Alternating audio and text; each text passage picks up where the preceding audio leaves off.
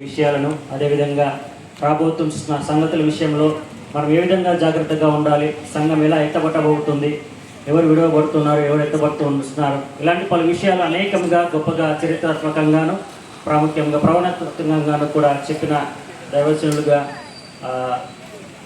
మన మధ్యలో వారు ఉన్నారు.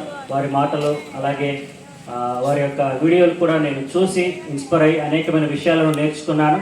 అప్పటి నుండే నేను వ్యక్తిగతంగా, కుటుంబంగా, సంఘంగా కూడా ప్రార్థన చేశాం. ఏదైనా ప్రోగ్రాం అరేంజ్ చేసి తప్పకుండా ఈ ప్రోగ్రాంకి పాస్టర్ గారిని ఇన్వైట్ చేయాలనుకున్నాను.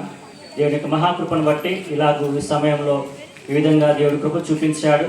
వాస్తవానికి ఒక చిన్న దీన సేవకునిగా ఒక మార్మూరు ప్రాంతంలో పరిచయంలో కొనసాగిస్తున్న నేను నా ప్రేమపూర్వకమైన ఆహ్వానాన్ని అంగీకరించి అన్నగారు మా మధ్యలోకి రావడం చాలా సంతోషం. ఎందుకంటే పెద్దవారు, సీనియర్లు, అలాగే ఆయా ప్రాంతాల్లో బహుబలంగా గొప్పగా పెద్ద పెద్ద సభల్లో మధ్యలోకి రావడం చాలా సంతోషం.